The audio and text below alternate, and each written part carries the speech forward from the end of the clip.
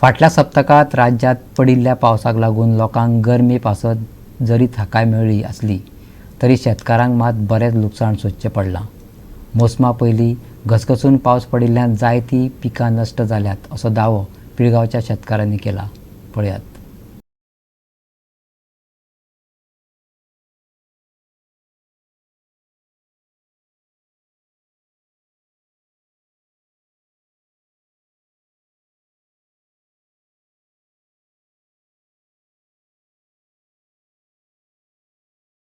फाटल्या सप्तकांत अचकीत पावस पडिल्ल्यान शेतांनी उदक भरून उरिल्ल्यान चडशा पिकांचें लुकसाण जालां।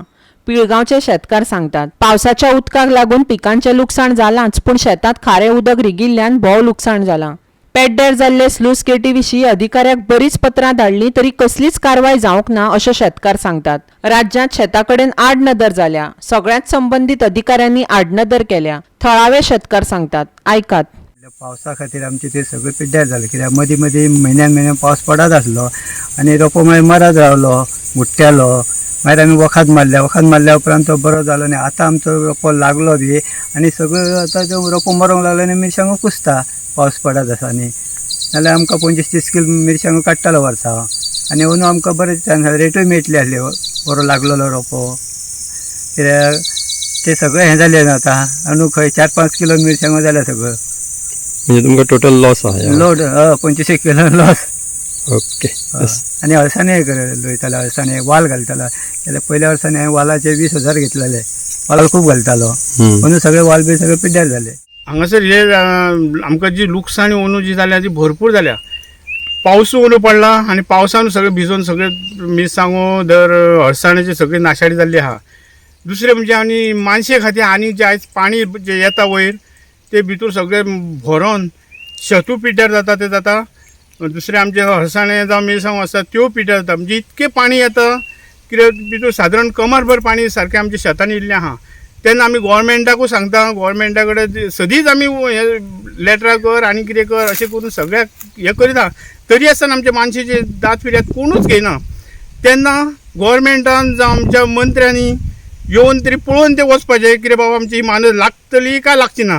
तरी आसतना आतां तेंच्यांनी कितें थोडे सामान हाडून उडयता, मातशें करता, थोडे आनी कितें करता, अशें करून ते आतां फावटी मारून हे पळय ह्या 2 दिसांक तेणी सामान थोडे हाडून उडयल्लें आहा।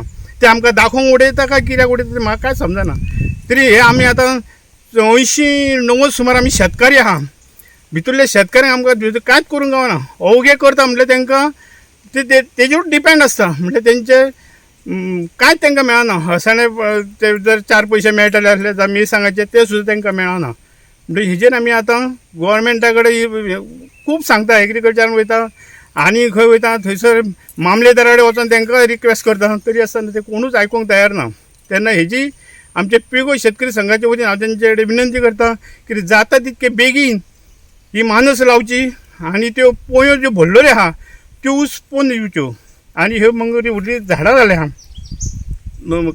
खारवटीची ती सगळी तरी कितें तरी करून ते हे करून उडोवपाची, कित्याक थंय लोकांक कांयच करूंक गावना, शेतां करूंक गावना, ती गावना, थंय कांय चान्सूच ना तांकां करपाक।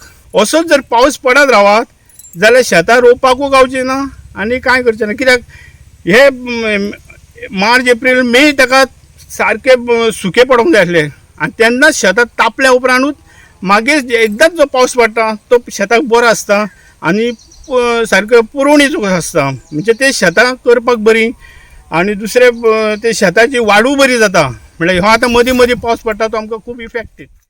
गोवा 365 खातीर पिळगांव दिवचलच्यान महेश गोवेकार।